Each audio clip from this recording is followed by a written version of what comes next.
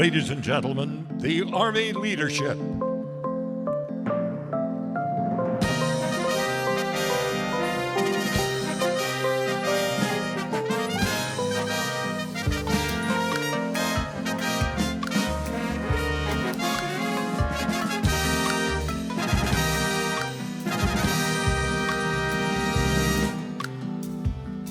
Ladies and gentlemen, please remain standing for the presentation of the colors and the singing of the national anthem by the United States Army Band Pershing Zone, conducted this morning by their leader and commander, Colonel Bruce Pulver.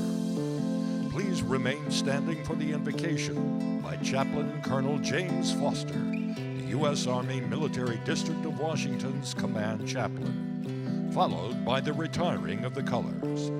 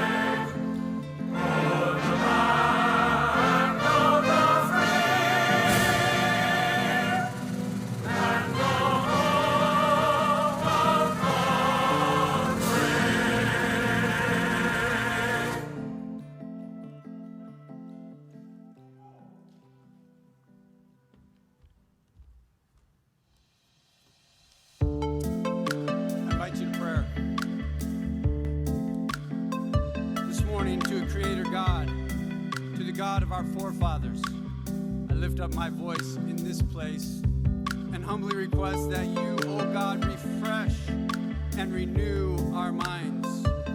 Continue to bring visions and dreams that inspire creativity and possibilities. Open up the windows of heaven and the doors of opportunity here on earth so that men and women can continue to make a difference in the lives of those around us and for those who have yet to be born.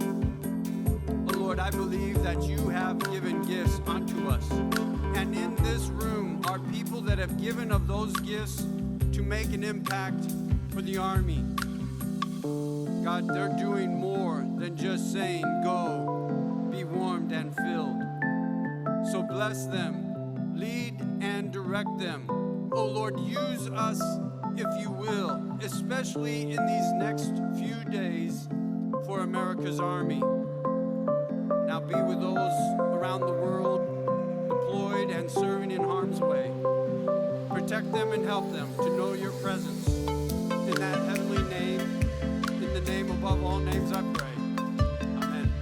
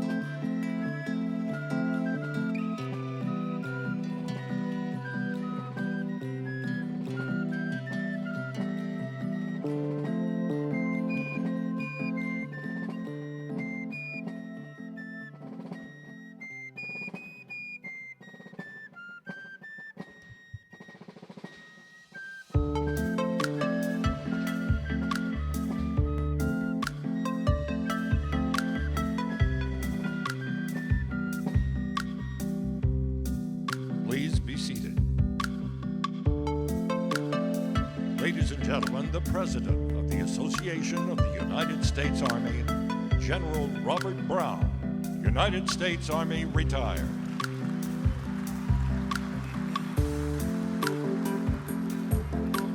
Well, welcome to the 2022 annual meeting of the Association of the United States Army. We at the Association of the United States Army never forget why we're here. To support America's Army and its soldiers, regular Army, Army National Guard, and Army Reserve, their families, and our dedicated Army civilians. Your association supports retirees, veterans, and the incredible businesses, large and small, who provide the technology and material and services which ensures our soldiers have the best equipment in the world. For over 247 years, American soldiers have fulfilled their duty in service of our nation. For the past 72 years, the Association of the United States Army has been privileged to be recognized across the nation as the Army's premier association and the foremost supporter of the total Army. Today in our audience, there are many soldiers who have served in harm's way, defending America's freedom. We are honored to have all of these brave men and women with us.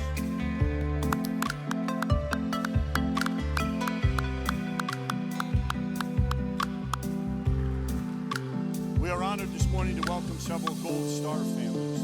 Your courage inspires us, and we promise you that we will never forget.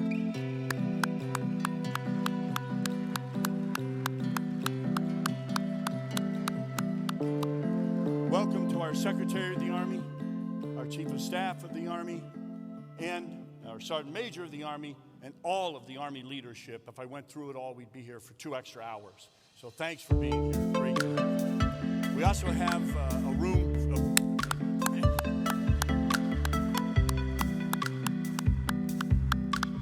This room is full of leaders in whose footsteps we follow. Former Secretaries of the Army, Honorable Robert Speer is here. Former Chiefs of Staff of the Army, General retired Dennis Reimer, our 33rd Chief of Staff is here. Thanks for being here. Former Sergeants Major of the Army, Jack Tilley, Ken Preston, Dan Daly. Thank you, all of us, all of you, for joining us.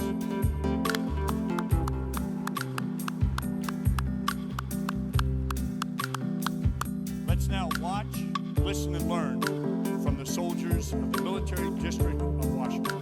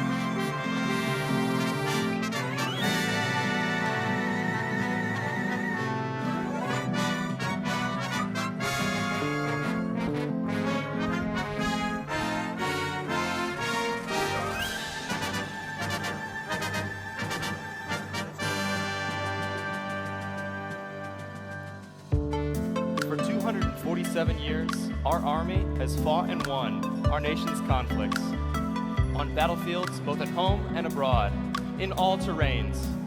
Whether in small teams or large-scale combat operations, there is no obstacle we've failed to overcome. Now, as we look towards building the Army of 2030, what do we require to meet these new challenges? While the 6 modernization priorities may seem like an unimaginable technical progression from the muskets and horse cavalry of earlier wars, the truth is, the success of the modern Army is founded on principles that reach back to the Revolutionary War. As you will soon see, evolving to meet new threats, recruiting and training qualified talent, remaining resilient, and cementing the bond among soldiers are things that transcend any one period of our Army's history. So, before we can look into the Army's future, let's take a brief look at the Army's past through the eyes of our soldiers.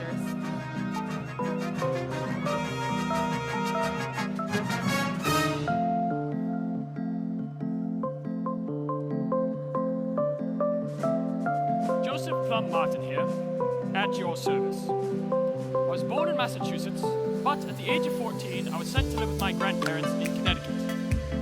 My friends there began to enlist.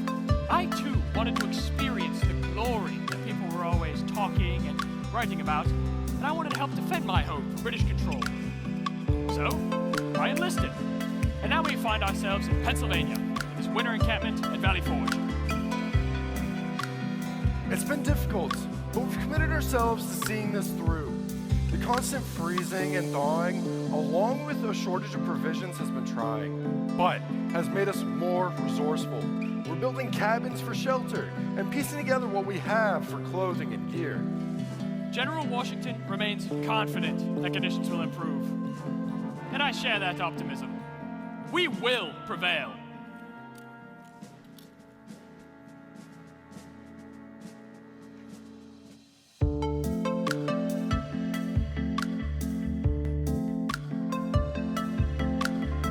From humble beginnings, the Continental Army laid the foundation for our modern army. Resilience, discipline, bravery of spirit became the trademarks of a successful American soldier, and remain so today. Whether it was moving from smoothbore muskets to long rifles, or the creation of unconventional warfare tactics, the U.S. Army has led with innovation. Today, we continue that tradition by placing a strong emphasis on education and training. Formal academic institutions like West Point and development programs like the Reserve Officer Training Corps, Officer Candidate School, and NCO academies help to build an adaptive, agile, and diverse Army by continually evolving enlisted and officer professional military education.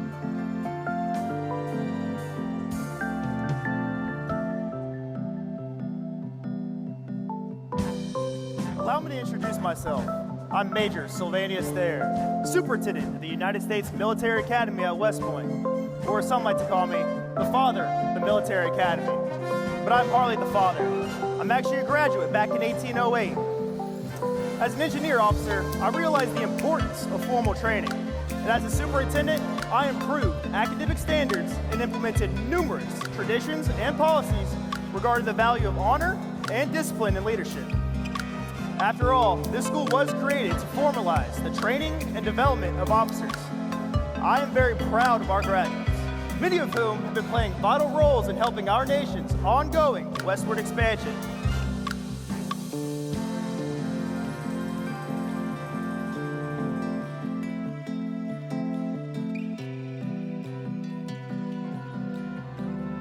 The United States Army is a trusted institution, and the nation knows we will answer every call with professionalism. Training and development of our personnel remains a foundation of the Army, as it fosters a culture of diverse ideas and critical analysis and improves our proficiency in individual and organizational task readiness. While the nature of war does not change, the character of war does. During the 20th century, the U.S. Army became a critical partner with our allies in the effort to secure peace around the globe. As the Army moved onto the world stage, increased demands required re-examining its policies at home. By embracing diversity and inclusion, the Army was able to transform its ranks to draw on the great talents of all Americans.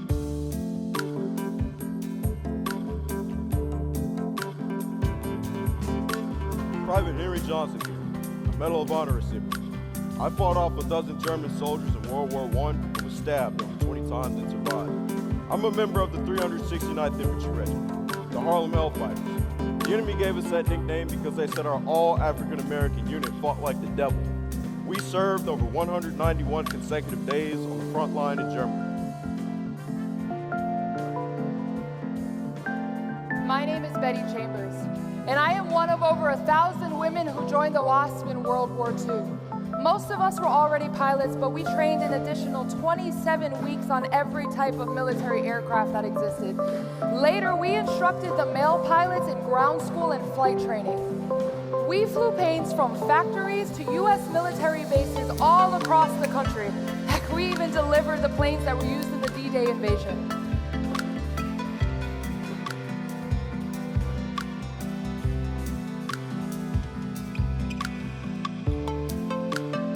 My name is Chaplain Emil Kapan. The men call me Padre. I served as a military chaplain in World War II and the Korean War. Unsan is a far cry from my childhood home in Kansas. But as the son of Czech immigrants, I saw what the United States could mean to people who wanted to build a new life, and I was eager to do my part to support it. When our regiment was attacked by 20,000 Chinese PVA soldiers, I ran from foxhole to foxhole, dodging enemy fire to bring 40 of my men out of harm's way. In the end, I was captured. But even in the prison camp, I found ways to resist, sneaking food to hungry soldiers and leading the men in prayer. Though my strength is failing, now more than ever, I feel my calling to serve the soldiers around me, no matter the cost. I'm Richard Siemba, a warrant officer and dust-off pilot from the Vietnam War. I flew over 400 missions, saving hundreds of lives with my team. I had no hesitation in flying. We did what was necessary to get the ground forces out. The profound impact of the Army Air Mobile Doctrine wasn't just seen in our revolutionary dust-off missions. The use of helicopter gunships and the rapid movement of combat troops around the battlefield changed the way we fought. The Army needed to innovate to deal with the challenges presented in Vietnam, and as always, we succeeded.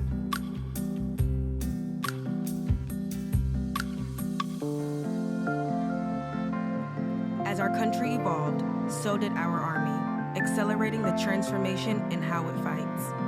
After Vietnam, the Air-Land Battle Doctrine emphasized the three-dimensional nature of modern battle, spurring on developments in new equipment and revamped training in large-scale combat. Today, by implementing new technology, the Army is maintaining combat-credible, ready formations while expanding our range of capabilities in the land, sea, air, space, and cyber domains. At home, the Army continues to supply defense support to civilian authorities.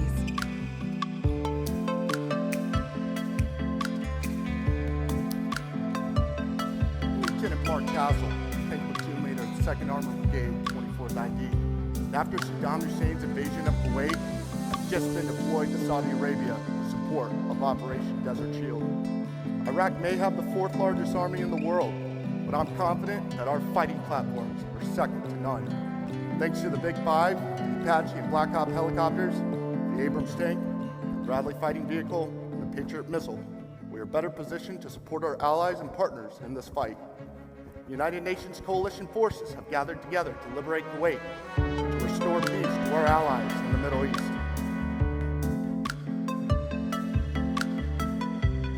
I'm Chief Warrant Officer Kevin Dares, Louisiana National Guard.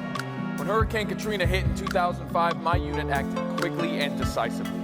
The risks we faced this time around were 125-mile-an-hour winds and rising floodwaters. The conditions were intense, but training for combat prepared us for anything that Mother Nature could throw at us. Our helicopter pilots took to the skies and conducted search and rescue missions, and once the storm had passed, we dealt with rising floodwaters from breached levees. Hurricane Katrina was one of the most catastrophic natural disasters in American history, but we persevered and rescued thousands of American citizens.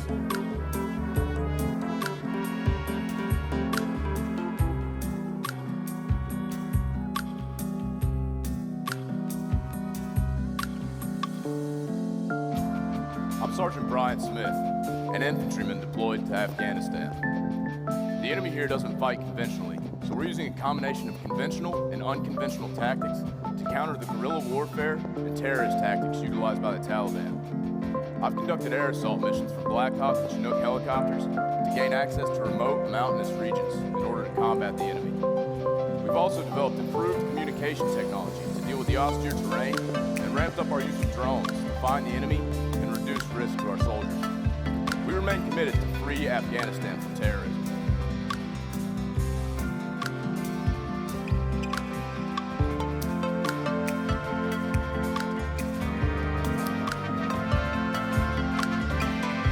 Sergeant First Class David Gonzalez. When we first started planning for missions here in Syria, one major concern was the use of chemical weapons by the Assad regime. We're trained for unconventional warfare, but our goal is to aid those seeking freedom, nation building, and humanitarian assistance. Our presence here has allowed us to almost eliminate ISIS. We've driven them from their claimed capital of Raqqa and even reclaimed Mosul in Iraq. With new technologies and weapon systems, we've been able to take the fight to the enemy and prevail.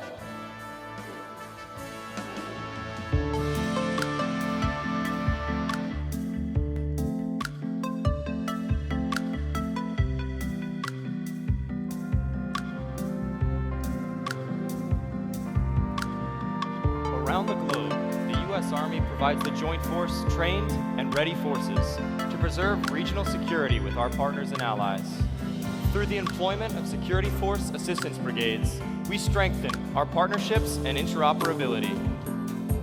Our Army is also committed to the quality of life at work and at home. Through ongoing efforts to build positive command climate and through continuous improvement of soldier and family programs, such as housing, medical care, child care, and spouse employment.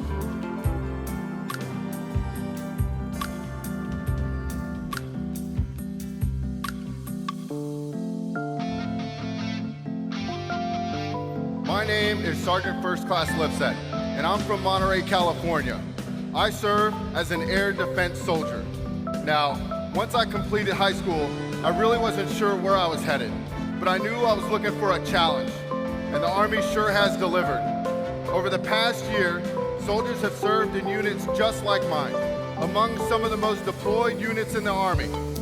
So that usually means you spend a majority of time away from your family. But the Army has been good to us. Take, for instance, when my wife was sick a few years ago, the Army was there for me and my family through all the doctor's visits, the surgeries, and the rehab sessions. To me, that's what People First really means. Taking care of soldiers at home and on the battlefield. My name is Specialist Moda from Miami, Florida, and I serve as an infantry rifleman. I joined the Army straight out of high school. I want to serve a purpose bigger than myself, and also honor the legacy of my grandpa, who fought in Vietnam. Before I enlisted, I had never even left my home state. But now, the Army has taken me all over the world. I've been to Alaska, Europe, even Asia. I got in training and experience that most people my age could only dream about, whether it's leading a team in a high-stress environment or hitting center mass at 300 meters. My name is Private First Class Stephen Dix from San Antonio, Texas, and I serve as a network systems operator in the Army Reserves. The Army was the first service to offer cyber careers to its soldiers and civilians. And when someone told me that working with sophisticated military systems and equipment can help me in my civilian career, I signed up. As we shift into a data-centric environment, my job is becoming more important than ever. I am on the front lines of a digital war to protect our Army's updated network capabilities, and I am proud to serve with integrity.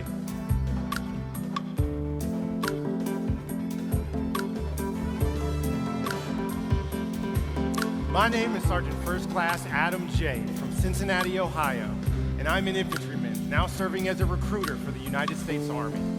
My job is attracting the nation's most talented, competent, and committed people, which allows the Army to build cohesive teams that are highly trained, disciplined and fit, and prepared to fight and win. We're all ambassadors for the Army and bear responsibility for communicating the opportunity and satisfaction that come from raising your right hand to serve.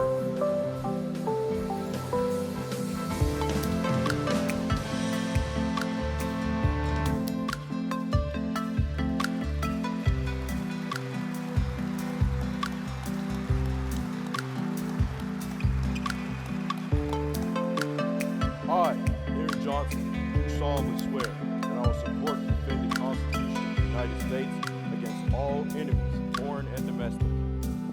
That I will bear true faith and allegiance to the same.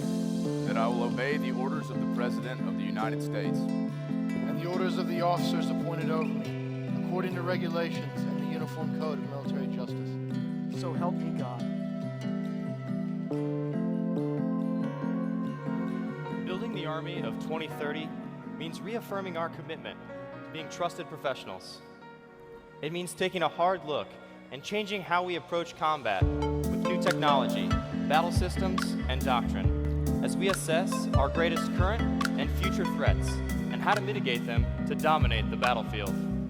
We'll continue to take a hard look at policy and doctrine to determine required changes and ensure our Army is capable of operating in all domains during campaign, crisis, or conflict. Building the Army of 2030 also requires that the Army care for its greatest asset, its people. We are committed to facing the realities of the future with the values and ideals that have sustained us throughout our history. Whether a near-peer adversary or an insurgent threat, the U.S. Army remains ready to fight across the full spectrum of operations, today, in 2030, and beyond.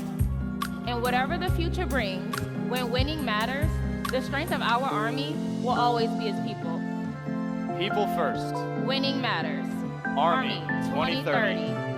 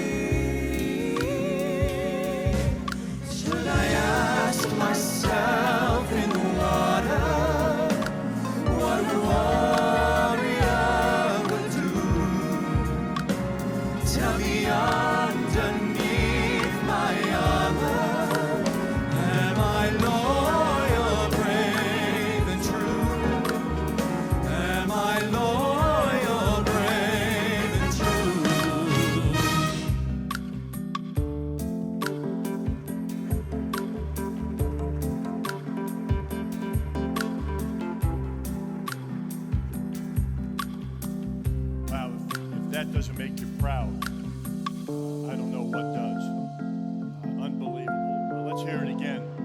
The soldiers of the old guard.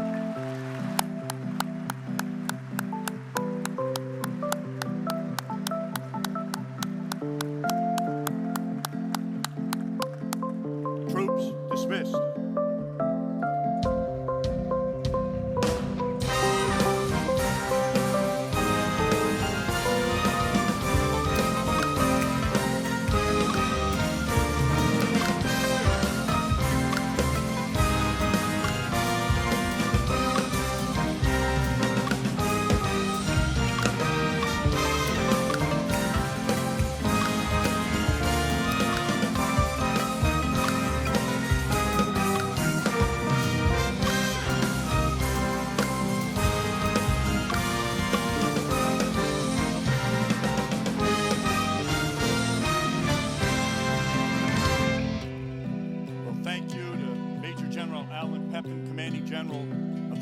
District of Washington and his Command Sergeant Major Velez, the men and women of the Old Guard, our nation's oldest regular Army regiment, and the men and women of the United States Army Band, you are each incredible and you are collectively inspiring. Well done.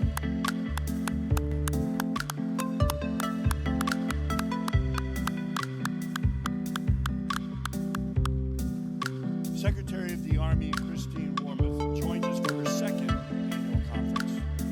She's honored to serve alongside the men and women of the world's premier year, our Army has answered the nation's call to reassure our NATO allies and provide support to our Ukrainian partners.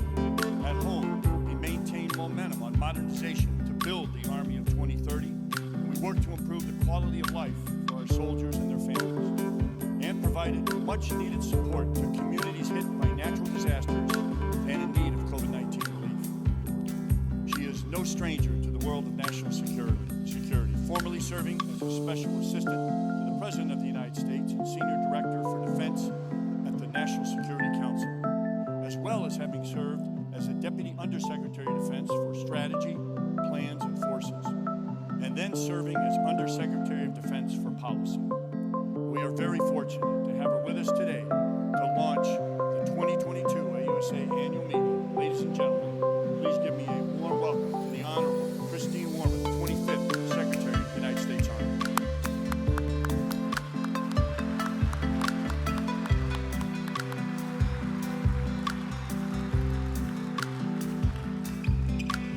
Good morning, everyone. It is terrific to be here. It's great to be back for a second time. And what a terrific, inspiring opening ceremony to kick off this year's annual meeting. Thanks, General Brown, for the warm introduction. And thank you to the entire AUSA and Army teams for all of the hard work to make this event possible.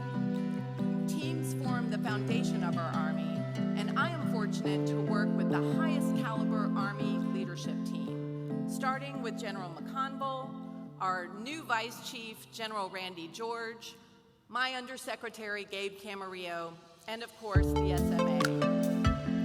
Coming together here at AUSA gives us the opportunity to reflect on important Army accomplishments, take stock of where we are and where we're going, and look ahead to the future. It's a time to identify challenges and get inspired about everything that is possible for the U.S. Army. As I reflect and take stock of where we are, I'm confident that the Army is on the right track to realize our vision for the Army of 2030 and enable our soldiers, families, and civilians to excel and thrive. Just look at all that the Army has done this year. Since the day Russia invaded Ukraine, the Army has answered the President's call without fail, reassuring our NATO allies and helping Ukraine in its fight to defend itself. I've seen for myself in trips to Europe the tremendous work our Army is doing under the leadership of the new SACEUR, Army General Chris Cavoli, and the tremendous leadership we have in theater. In Latvia, I was able to meet with the 1st Infantry Division Artillery and the 4th Security Force Assistance Brigade at Camp Adazi, where I heard about the valuable training they are conducting with Latvian forces. 4th SFAB has been doing a phenomenal job in the European theater, deploying advisory teams on short notice to Bulgaria, Slovakia, Hungary, and Romania. They are the tip of the spear for security cooperation, and their efforts are paying significant dividends along NATO's eastern and southern flanks.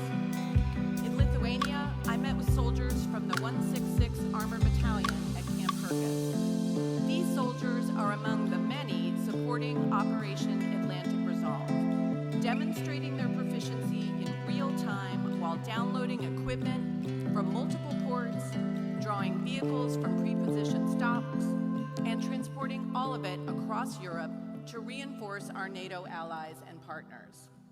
While training, the soldiers from the 166 Armor successfully completed a wet gap crossing exercise, which, as you all know, is no easy feat. In Germany, I met with Special Operations Forces, and in Poland, I met with soldiers from our renowned 101st Airborne Division, who are taking in equipment from all over Europe and getting it to our Ukrainian partners, who so urgently know it or need it, as we saw from what happened just in the last several hours. And on the other side of the world, the Army has been busy in Indo-PACOM as well, building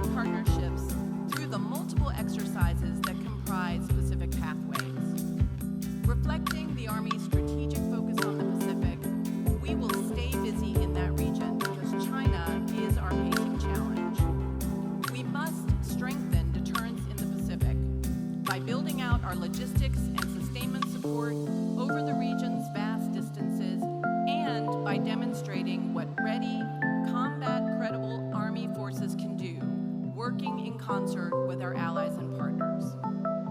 Closer to home, our National Guard and Reserve soldiers have helped communities in need, whether as part of the pandemic response, at the southwest border, or in Florida in the wake of Hurricane Ian just a couple of weeks ago. All of this shows that this year, like the last few years, the Army keeps rolling along, doing amazing things. But even as our Army deploys all over the world, training, exercising, and conducting missions, we are working hard to build the Army of 2030, the theme of this year's annual meeting. Despite the many other things the Army does, the Army exists to fight and win the nation's wars. We cannot lose sight of that fundamental purpose. And to make sure we remain the dominant land force on the battlefields of 2030, the Army is undergoing a once-in-a-generation transformation that will position the Army to deter and defeat future threats. Transforming into the Army of 2030 means adopting new operational concepts, reorganizing our forces, and developing new capabilities so that we maintain superiority over any future adversary. And we are well on our way there. To succeed on the future battlefield and continue to dominate the land domain, the Army of 2030 needs to do 6 basic things.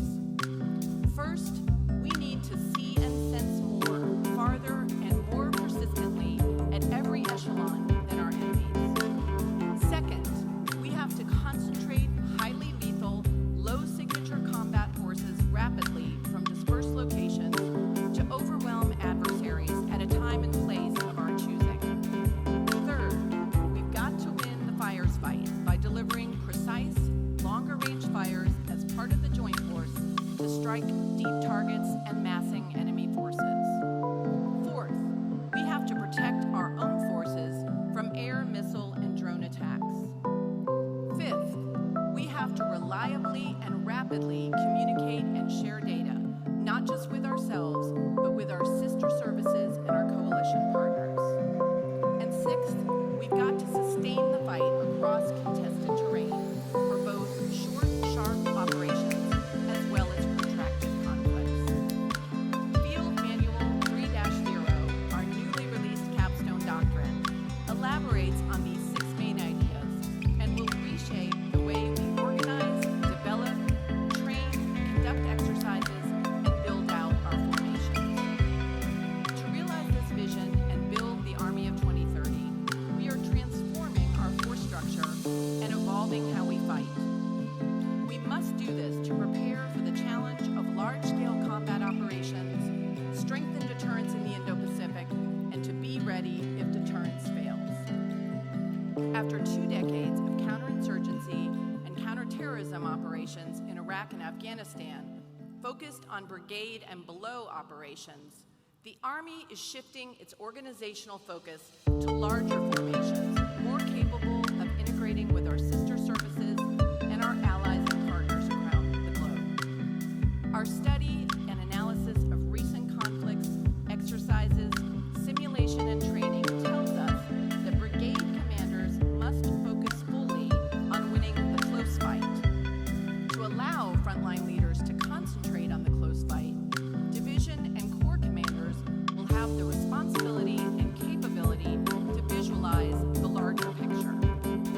To ensure they can do this, our theater armies, corps, and divisions will gain the personnel, organizations, and equipment they need to disrupt and defeat peer adversaries on the future battlefield. These force structure redesigns go well beyond building SFABs and additional multi-domain task forces. By consolidating fires, engineer, and military intelligence at the division level, we will maximize the division's ability to shape the fight and enable brigades to close with and defeat enemy threats. At the corps level, we will provide the additional personnel and organizations necessary to fully converge effects across all domains. Our corps will be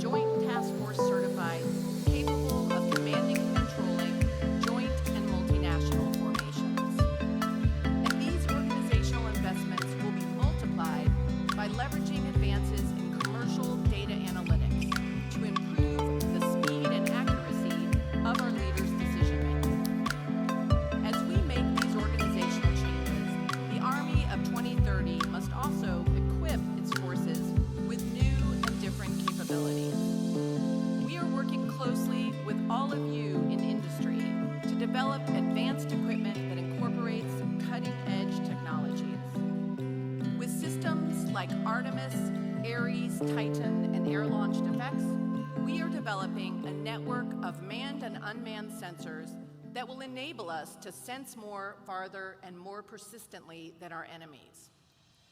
With platforms like AMP-V and Mobile Protective Firepower, we will deliver more lethal and more survivable maneuver forces across the battlefield. With systems like IRCA, PRISM, mid-range capability, and the long-range hypersonic weapon, we will deploy new missiles able to reach new distances, increasing the range of our fires and their ability to defeat traditional air defense systems. And speaking of air defense systems, we are modernizing our own air defense capabilities, MSHORAD and IFPC, using a new battle command system that integrates LTAMs and other sensors. And we are harnessing the potential of directed energy to protect our forces from air, missile, and drone attacks. With new modern watercraft fleets and experiments like the hybrid Stryker vehicle, we will push ourselves to embrace the challenge of contested logistics. To ensure we can meet this challenge, I've asked General Daly at Army Materiel Command to lead a comprehensive effort to strengthen the Army's ability to provide logistics and sustainment in support of the Joint Force in the Indo-Pacific. Leveraging experimentation, war games, and exercises, this effort will bring together our logistics community with the commercial sector to look at our requirements and focus on the opportunities presented by autonomous distribution, energy-efficient combat systems, and predictive data analytics. In the last year, we have made real progress towards building these new capabilities. We have prototypes on factory floors. We are testing and experimenting with new technologies, not by ourselves, but fully with our sister services and industry partners during events like Project Convergence. And for some of these capabilities, we are already signing contracts to begin low rates of initial production. We've been able to sustain momentum across all 6 of our modernization portfolios because we've been consistent in our priorities across 2 administrations. And with support from Congress, we've applied consistent funding to our efforts. We are getting new systems into the hands of our soldiers. 2023 will be a big year for Army modernization. We will deliver prototypes or begin fielding 24 new systems. So I am particularly pleased that General Jim Rainey has just taken command of Army Futures Command in Austin. There is no shortage of work to do, and we will do it as one Army team.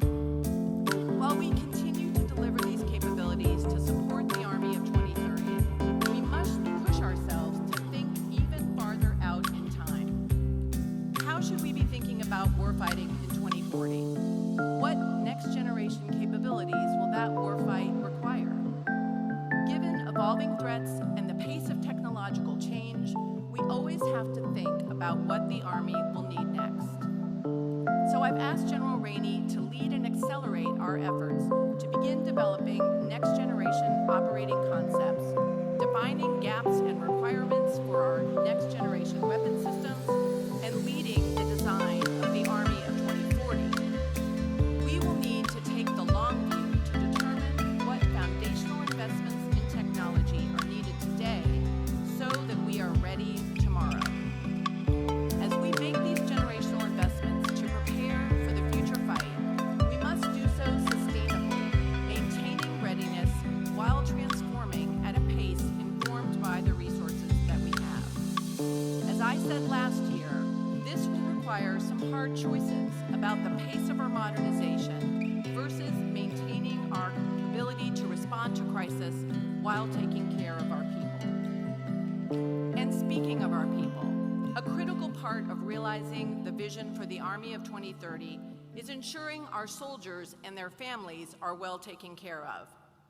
Where our soldiers live and work is a fundamental part of their quality of life, and it's something that as Secretary of the Army, I am especially focused on. As I visited our installations all over the country this year,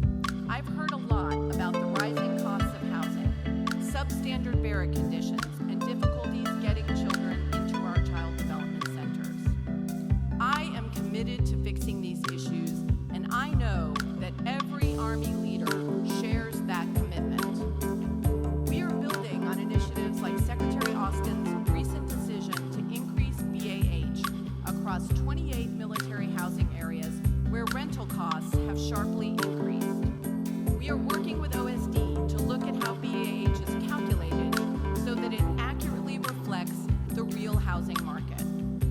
We are investing $1.5 billion in the next 5 years to build and improve Army-owned housing.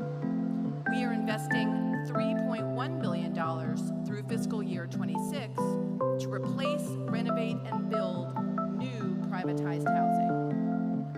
After visiting Fort Bragg in July and hearing about the barracks at Smoke Bomb Hill, which we will demolish and rebuild, I am more committed than ever that we must stay committed to investing at least $10 billion for the next 8 years to improve our barracks for active National Guard and Reserve soldiers. To realize the Army of 2030, yeah, let's hear it.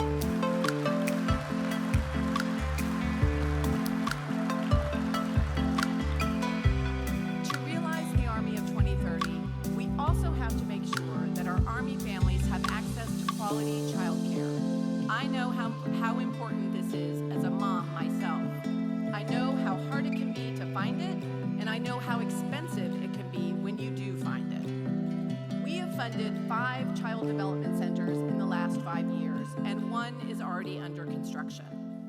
And I am pleased to announce this morning that working closely with the Air Force, we now have plans to build a new CDC at Camp Bull Simons in FY25 for our 7th Special Forces Group families.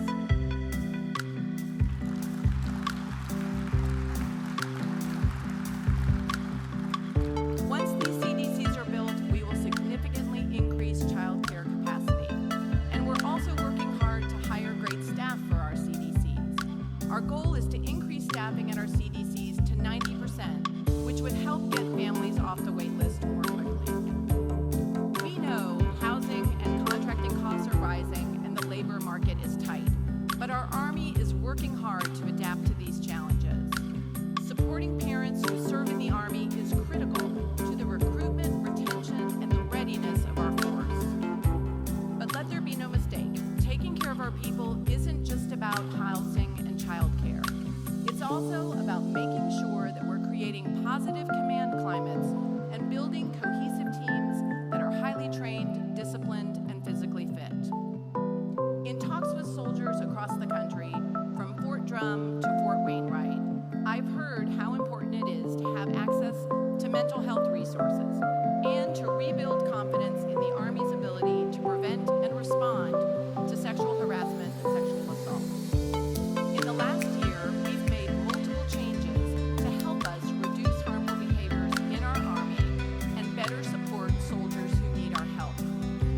This year in Alaska, we've surged behavioral health resources, specialists, chaplains, and military family life counselors to ensure the soldiers of the newly reestablished 11th Airborne Division have the support they need to thrive in the unique and demanding environment that is the Arctic. Other commands across the country are also conducting 100% wellness checks to promote resilience. Our efforts are beginning to show results. 1 suicide is still too many, but this year we have seen fewer suicides than last year, and that is welcome news.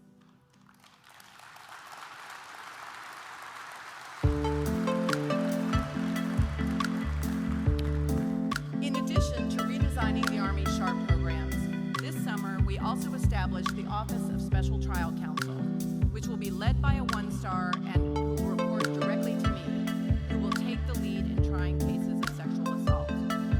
As part of Secretary Austin's Independent Review Commission, we are building a specialized prevention workforce to assist our commanders in their efforts to reduce harmful behaviors and to get resources to soldiers and their families who may be struggling. We have already hired over 80 prevention specialists who will serve in 3 Army commands and 5 installations. We plan to hire another 200 prevention specialists next year. And by FY27, we will hire more than 1,300 specialists across all 3 Army components.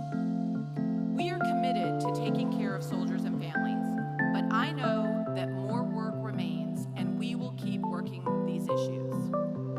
The Army of 2030 not only has to ensure its families thrive, it also has to unlock the full potential of our soldiers so they can excel. We must transform the way we train, educate, and prepare America's sons and daughters for an increasingly complex future battlefield. The Army is investing in programs and professional military education to improve how leaders identify their own strengths and weaknesses and to add to their intellectual kit. Whether it's a year spent at one of the nation's premier war colleges or a top civilian institution, the Army is committed to helping soldiers further their intellectual pursuits as they prepare to face the increasingly complex threats of the future battlefield. We're also reinventing how we unlock the talent of our soldiers, better empower our NCOs and officers to manage their own careers, and select the best leaders for command. It's taking time, but we are building a 21st century data-driven personnel management system to transform how we develop and manage the talent that is the bedrock of our military advantage. Complementing this new personnel management system, the talent marketplace allows officers and NCOs to express their preferences for open assignments. The ability to express preferences for units and locations based on individual skills as well as family preferences has been a game changer. The marketplace lets everyone play a more active role in managing talent for the Army and has increased trust in the assignment process. And that helps keep talent right here in our Army where our nation needs it. And finally, we have profoundly changed how we're selecting individuals for command, giving us more ability to develop and select leaders who are truly ready for these demanding assignments. The new selection process ensures that those going into critical leadership positions are strong communicators, physically fit, able to effectively develop those around them, and achieve results through productive leadership styles. We are well on our way to building the Army of 2030. And like our Army today, it will be the best trained, best equipped, and best led Army in the world. It will be an Army that takes care of its soldiers and families and ensures that everyone in it can be all that they can be. But we have to do a better job telling Americans about what's possible in our Army today and in the future. We have got to do more to get the word out on just how much the Army has to offer young Americans. And we need to debunk some of the misperceptions that are out there about what it means to serve in our Army. Only 9% of young Americans aged 16 to 21 even express interest in serving in the U.S. military. In this kind of recruiting landscape, we need a full court press to get out into communities around the country to talk about the U.S. Army.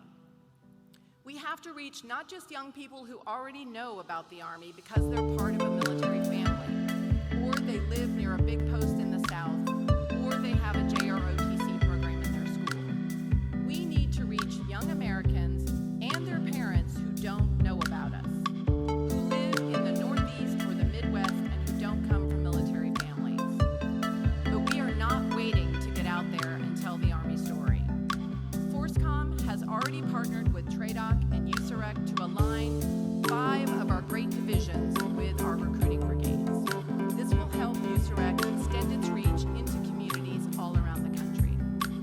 Going into the next fiscal year, we're going to build on recruiting initiatives we started in FY22, most notably the Future Soldier Prep Course at Fort Jackson. The Prep Course demonstrates the Army's commitment to invest in young Americans who do want to serve, offering them the chance to raise their academic and physical fitness qualifications so that they can join our ranks. And so far, the early results look very promising. We've also launched a recruiting task force led by a 2-star general that will report directly to me and General McConville to give us actionable recommendations to improve how the Army recruits its future talent. The task force will look at everything from how we select, train, and incentivize our recruiters to what we can do to interest far more than 9% of young Americans to serve in the military. We've told the task force to think big and think outside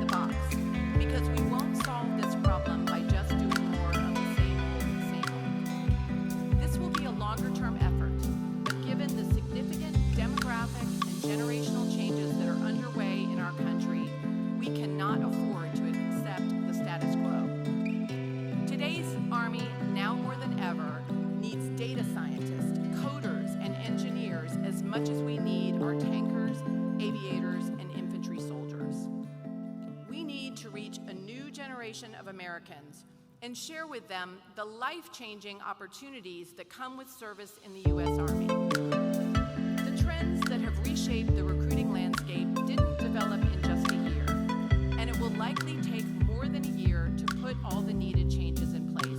But I am confident that we are going to get this right, because we cannot afford not to. And we need all of you in this room to help us tell the Army story and inspire more Americans to serve. Before it even became a nation, America had an army, and for the past 247 years, America's Army has fought and won our nation's wars. Our Army has weathered the challenges of world wars, the end of the Cold War, the war on terrorism, and today we are ready to defend this country as we once again face nuclear-armed, near-peer competitors. We are living in challenging times. Social, economic, demographic, and climate changes are reshaping our country and countries all around the world. And we face a wide and sobering range of national security threats. But I have confidence that our Army can and will meet these challenges. We will forge ahead, building the Army of 2030 so that we are ready for the stark realities of the future battlefield. And we will look beyond 2030 to start preparing today for what lies ahead in 2040. I am inspired each and every day as Secretary of the Army by what I see our great American soldiers doing all around the world. Their commitment, their grit, their ingenuity, and their trust in each other and their leaders cannot be found anywhere else. Because of all I see in them, I am confident we will remain the world's greatest land fighting force for many generations to come.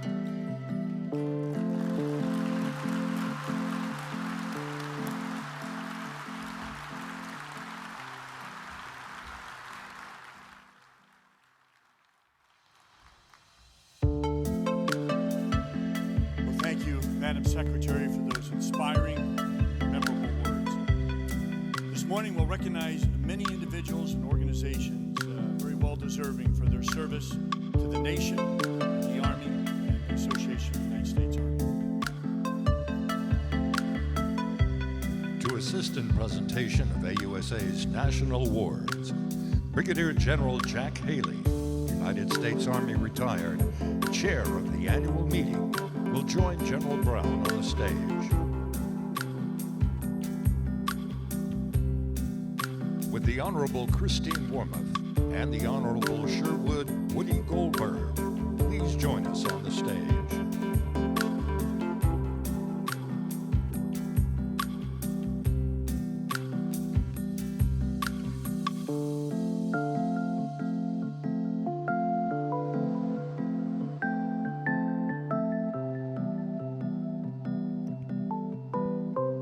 The General Creighton W. Abrams Medal is presented to the civilian aides to the Secretary of the Army CASA program as it celebrates its 100th year of service to the United States Army.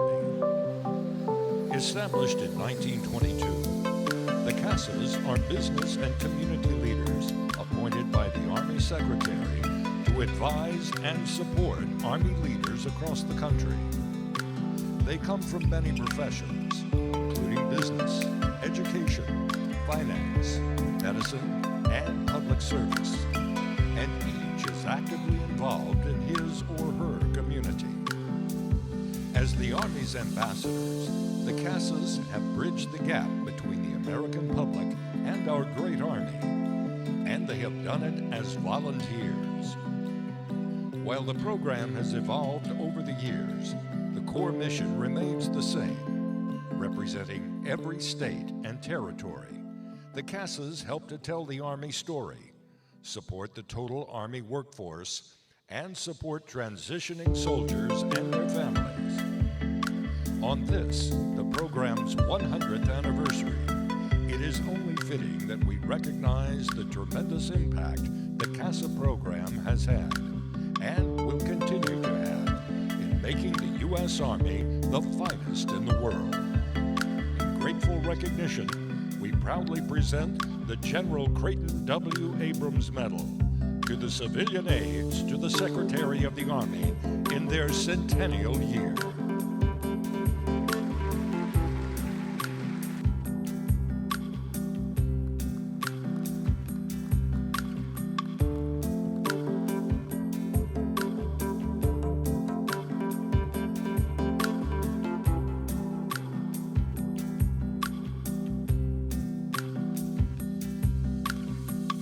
Would Lieutenant Colonel Johnson please join us on the stage?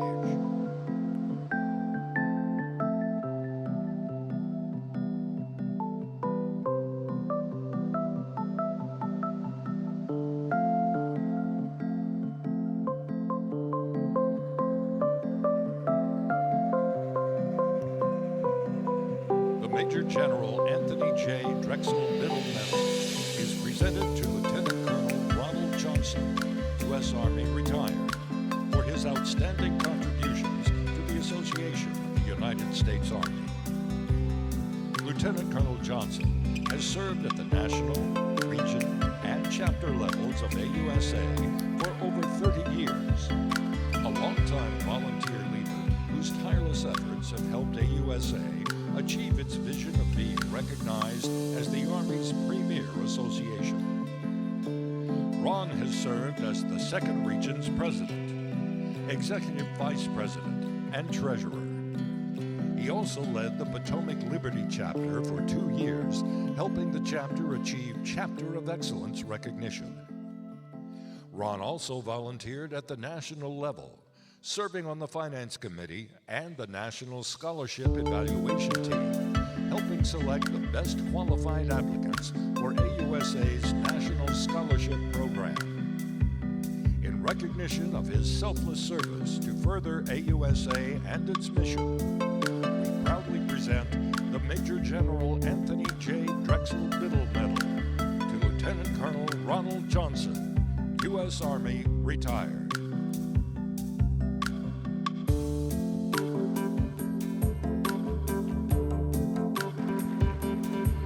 Would Major General Ferris please join us on the stage? The Lieutenant General Raymond S. McLean Medal is awarded to Major General Jill Ferris, Director of the Office of the Joint Surgeon General for the National Guard Bureau, for her exemplary service and outstanding contributions to the advancement of the Association of the United States Army's goal of a seamless, multi-component Army. Ferris distinguished herself during the COVID pandemic when she was asked to lead the daily operations, plans, and training for the U.S. Army Medical Command Army Surgeon General's Office. Ferris integrated the Army's medical enterprise as it responded to the pandemic, navigated reforms to the medical health system, and weathered the turbulence of medical command restructuring. Ferris and her team created and deployed the first urban augmentee medical task forces across the U.S. to help hospitals overwhelmed with COVID patients, and also led the effort to increase the Army's ability to test for COVID, expanding the 9 existing laboratories to 46, and deploying hundreds of testing machines designed to test for COVID in rapid sequence. Ferris worked with the Army National Guard and the U.S. Army Reserve to deploy Guard soldiers and reserve medical soldiers who were recalled from retirement to help fight the pandemic, assigning planner and logisticians to work on Operation Warp Speed. Her presence, steady guidance, and direction contributed to the successful execution of the nation's pandemic response. In addition, and in appreciation of her outstanding service and dedication to our nation and the Army and the National Guard, we proudly present the Lieutenant General Raymond S. McLean Medal to Major General Jill Ferris.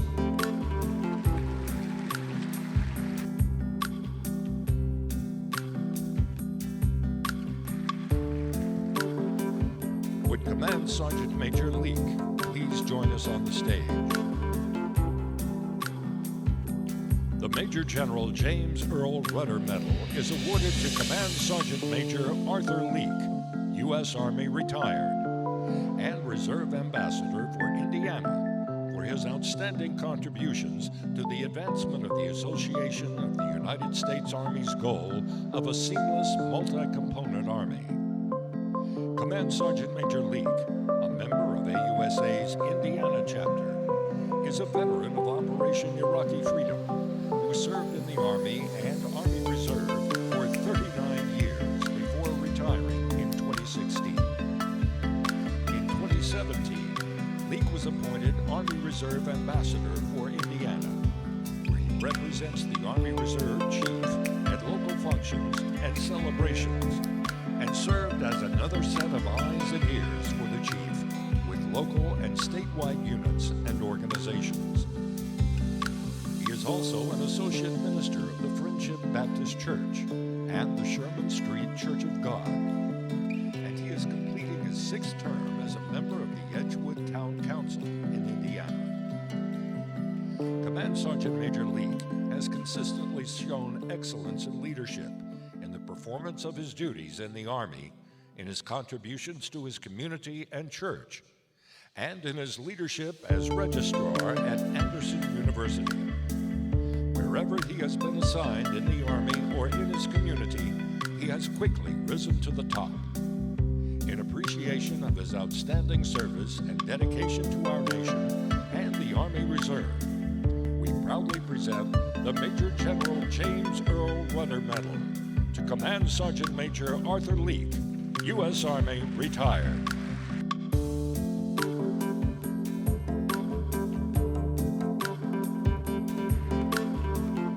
Would Command Sergeant Major Gibbons please join us on stage? The Sergeant Major of the Army William G. Bainbridge Medal is presented to Command Sergeant Major W. Douglas Gibbons, United States Army retired, for his exceptional service to the Non-Commissioned Officer Corps. Command Sergeant Major Gibbons, who joined the Army in 1966 and served in the Army Reserve until his retirement in 2001, is an active supporter of the Army and its soldiers. A longtime volunteer leader with the association, he has served at the chapter level with the Indiana chapter and the region level with the 2nd Region, serving 2 terms as the region president, and currently serves at the national level as an AUSA Senior Fellow. Recently inducted into the Indiana Military Veterans Hall of Fame, he has served and supported the employer support for the Guard and Reserve as an Army Reserve Ambassador for Indiana and on the Army Recruiting Command Grassroots Council supporting recruiters in Indiana. Gibbons continues to support his local AUSA chapter as a mentor to the chapter board, helping with annual chapter fundraising, and supports the chapter's other activities throughout the year, including the scholarship program and other community outreach efforts. In grateful recognition of his demonstrated leadership, we proudly present the Sergeant Major of the Army William G. Bainbridge Medal to Command Sergeant Major W. Douglas Gibbons, U.S. Army retired.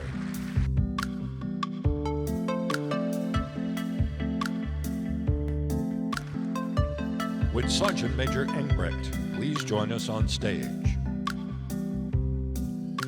The Joseph P. Cribbins Medal is presented to Sergeant Major David Engbrecht, U.S. Army retired, Director of Homeland Defense Civil Support Office at the Army's Maneuver Support Center of Excellence at Fort Leonard Wood, Missouri, for his exemplary service to the U.S. Army. Engbrecht, a retired Sergeant Major with almost 20 years service as an active Army civilian, has spent more than a decade working in the Homeland Defense Civil Support Office, becoming its director in 2021. He has consistently risen to the challenge of finding solutions to the Army's needs. Dave's superb leadership and technical skill have made the support office an indispensable part of the policy, training, and capability development activities related to Army support operations in the homeland. David Engbrecht is recognized across the Army for his leadership and technical expertise in this critical mission area. Actively engaged in the community around Fort Leonard Wood, Dave serves as a volunteer, mentor, and guide to other organizations working with soldiers and veterans. In recognition of his commitment to the highest ideals of service as a Department of the Army civilian, we are proud to present the Joseph P. Gribbons Award to David Engbrecht.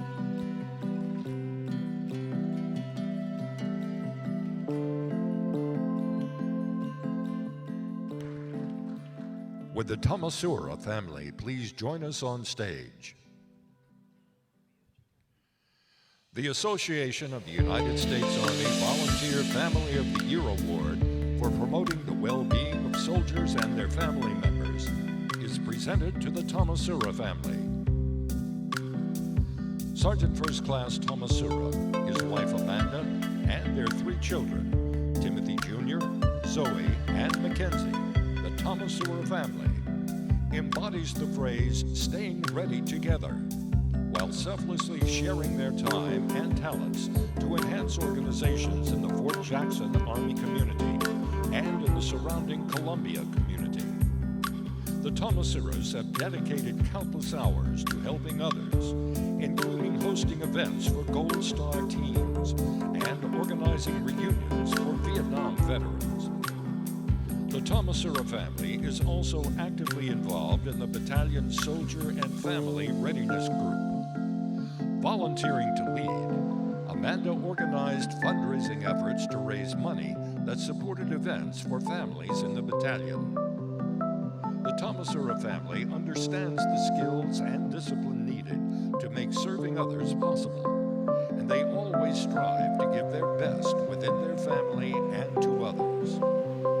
In recognition of the commitment the Tomasura family shared with the Army community, we present our Volunteer Family of the Year Award to this remarkable family.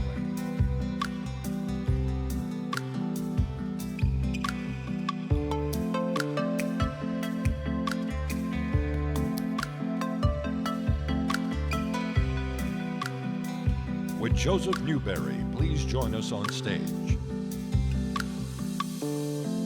The John W. Dixon Award for Outstanding Contributions to National Defense by a member of the industrial community is awarded to Joseph Newberry, President and CEO of Redstone Federal Credit Union.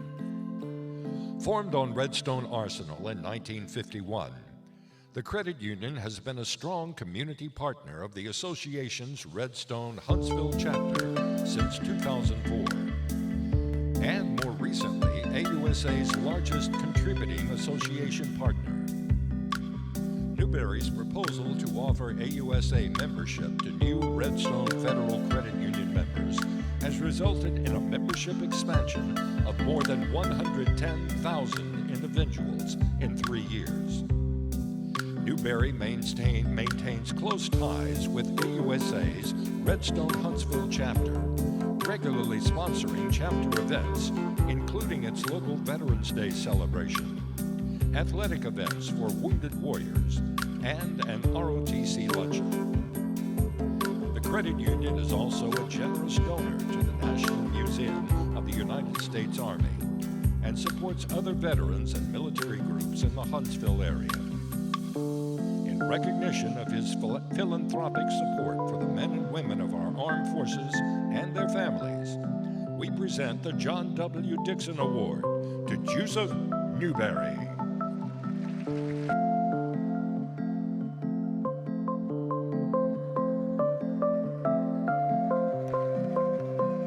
Accepting the award for Bass Pro Shops, would Johnny Morris please join us on stage? The Association of the United States Army National Service Award is presented to Bass Pro Shops and their founder and CEO, Johnny Morris, for exemplary service and demonstrated enduring support to the American soldier and the United States Army community. Motivated by his father, who served in World War II and fought in the Battle of the Bulge, Morris is a true patriot who has instilled a culture of giving and patriotism in all his organizations. This year, the Bass Pro Shops donated a home to Marine Sergeant Joe Bartell, an amputee, and paid the mortgage for Army Staff Sergeant Dan Barnes, a wounded warrior. And Mr. Morris pledged to pay for 25% of the next 100 donated homes through the Helping a Hero organization. Morris also offered a free day at the Wonders of Wildlife National Museum and Aquarium to more than 500 soldiers at Fort Leonard Wood, Missouri, who were not able to be with their families during last December holidays. His company also donated funds to establish a series of memorials honoring heroes. He recruits veterans for the company workforce and hosts events for disabled and recovering veterans. In appreciation of their dedicated service to the men and women in uniform and their families, we are honored to present the National Service Award to Bass Pro Shops.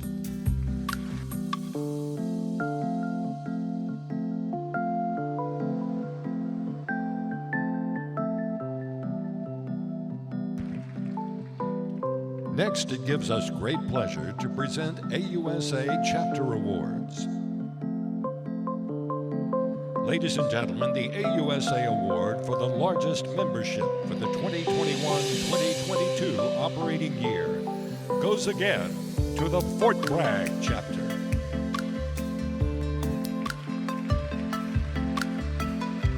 Accepting the award for the Fort Bragg Chapter, Major General Retired Al Aycock, Chapter President. Major General Brian Menace, Deputy Commanding General, 18th Airborne Corps. And Command Sergeant Major Thomas Holland, Command Sergeant Major, 3 Corps. And CW3 Retired Ariel Aponte, Immediate Pass Chapter President.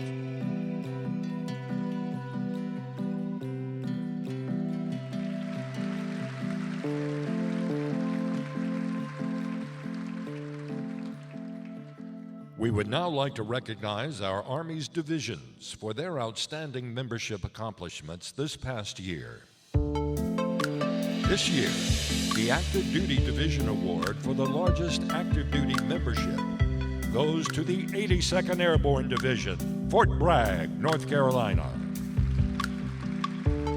Accepting the award for the 82nd Airborne Division, Major General Christopher Leneve, Commanding General, 82nd Airborne Division.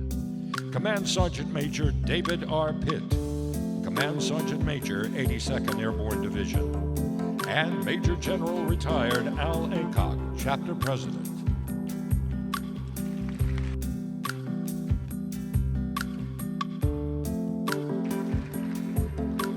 We have 2 awards to honor reserve components that through their participation and membership have been outstanding in support of the Association's mission of keeping America's Army strong.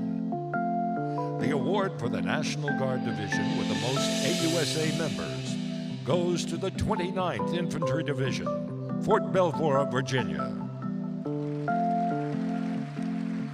Accepting the award for the 29th Infantry Division, Colonel Dan Collins, Chief of Staff, 29th Infantry Division, and Command Sergeant Major Darrell Plume, Command Sergeant Major, 29th Infantry Division.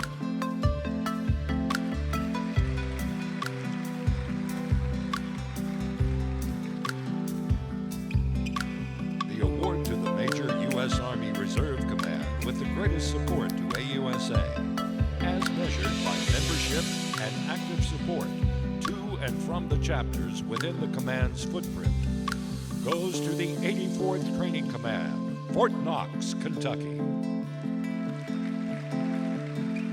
Accepting the award, Brigadier General Patricia Wallace, Commanding General, 91st Training Division, and Command Sergeant Major Scott Hinton, Command Sergeant Major, 84th Training Command.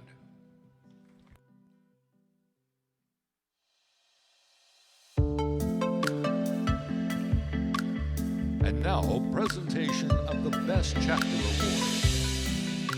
These awards recognize those chapters whose outstanding service to their members, their communities, and the Army earned them the distinction of Best in their class this past year.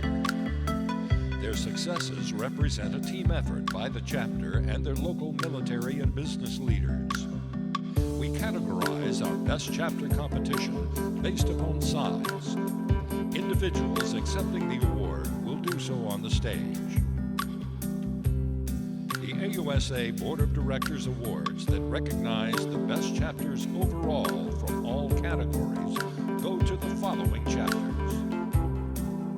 For first place in the largest category, chapters which began the year with over 1,000 individual, life, and community partner members, the winner is the Fort Bragg chapter.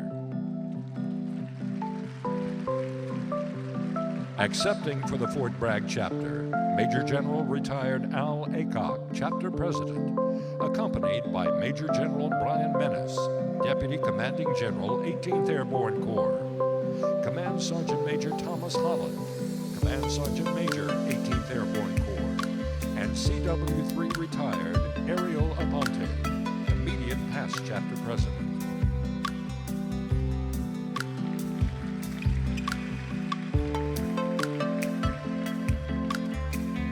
In the category of chapters with between 600 and 999 members, the winners is the Greatest Augusta Fort Gordon Chapter, Augusta, Georgia.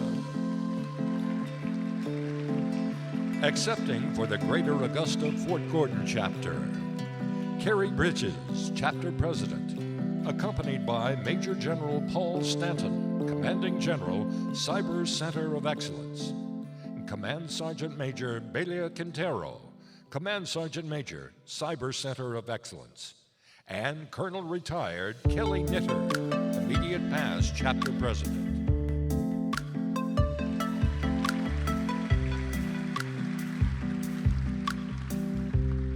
In our category of chapters with between 350 and 599 members, the winner is the Texas Capital Area Chapter.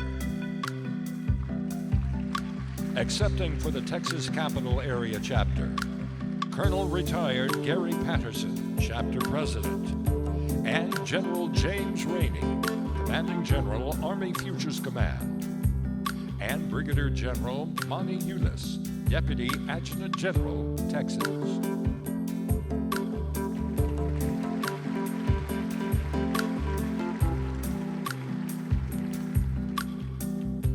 In the category of chapters starting the year with between 200 and 349 individual, life, and community partner members, the winner is the Dix Chapter.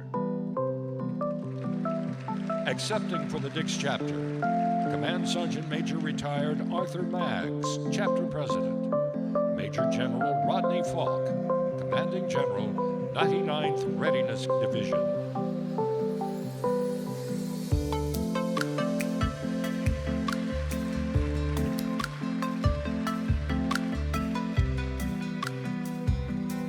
In our category for chapters with less than 200 members, the winner is the Puerto Rico Chapter.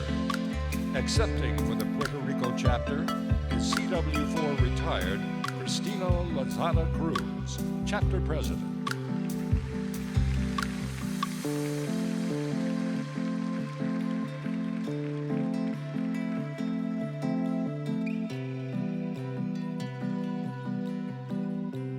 In the Best Overseas Chapter category, the winner is the General Creighton Abrams Chapter. Accepting for the General Abrams Chapter is Gemma McGowan, Chapter President. Command Sergeant Major Jeremiah Inman, Command Sergeant Major, U.S. Army Europe and Africa. And Colonel Retired Dave Fulton, AUSA European Region President and immediate past Chapter President.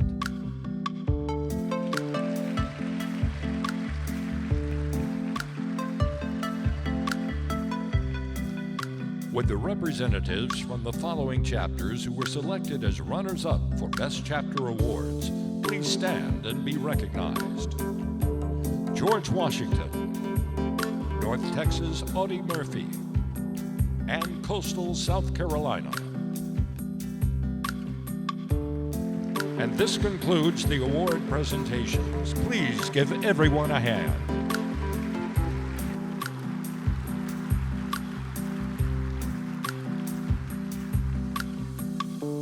Well, these chapters we just recognized are located across our nation, in Europe and the Pacific, and have worked hard to support not only soldiers, families of veterans, but members of all of our armed services and the civilians who support them. And chapters are absolutely key to AUSA's mission to educate, inform, and connect America with its Army. So once again, just join me in congratulating these chapters for the many years of support.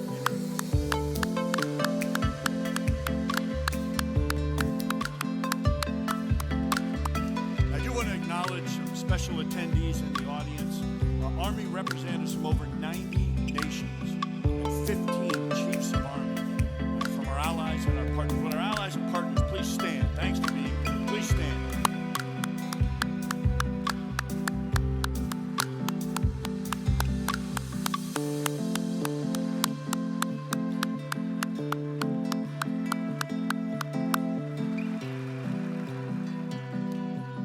Well, yesterday, runners from around the world competed in the 38th Annual Army 10 Miler. Glad to see it back out on the road again.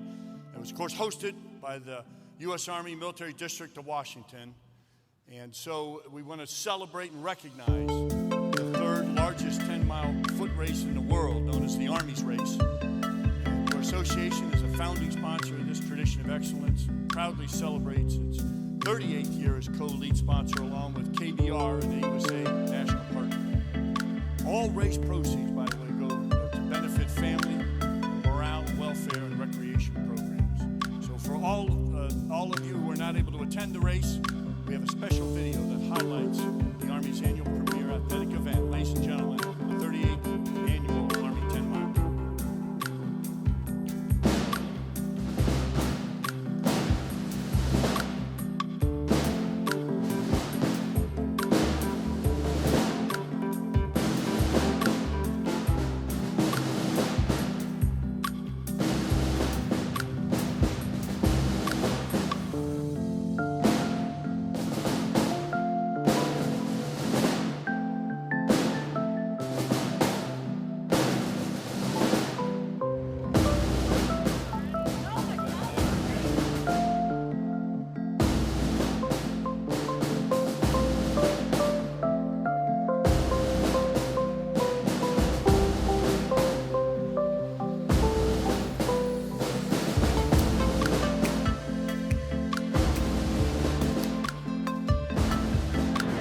Years of running excellence, you are at the #1 10-mile race in the United States of America, the Army 10 Miler. Good morning.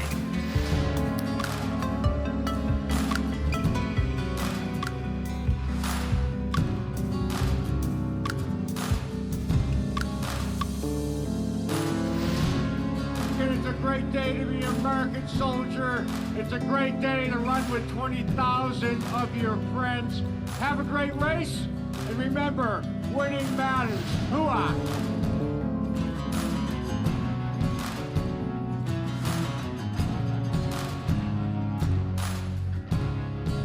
Will is set.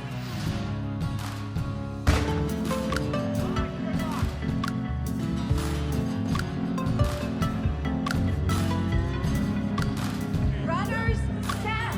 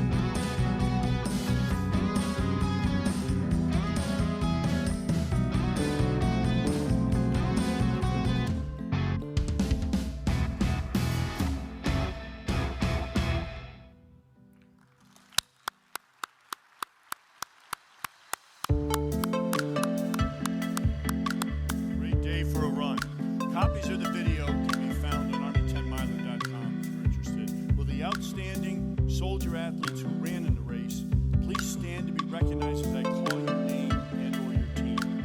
The winner of the 10 miler in the male category with the overall fastest time is Makarabando Salakombo with a time of 50 minutes and 14 seconds.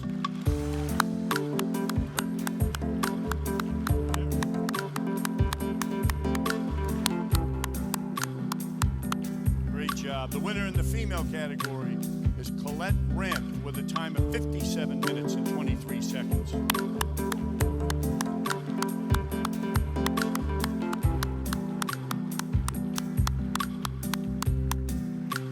The top U.S. military men's team and winner of the Commander's Cup is the Fort Carson men's team.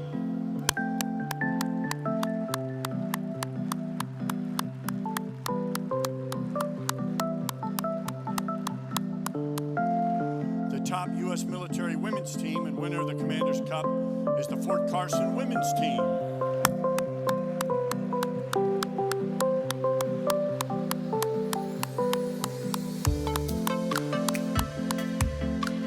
Great job by all the runners. Again, just a perfect day. Great to see the race back. Well, this year's theme of Building the Army of 2030 is the perfect focus, given the ongoing challenges in our world and the need for a strong army. Superb educational programs throughout the conference. Take time to attend our contemporary military forums that are focused on people, readiness, and modernization. There are also over 25 educational and professional forums and development programs available over the 3 days. We have a series of new initiatives with AUSA Cyber World, a first ever junior leader solarium, and a human performance pavilion. We've got over 700 exhibitors, including 8 international pavilions.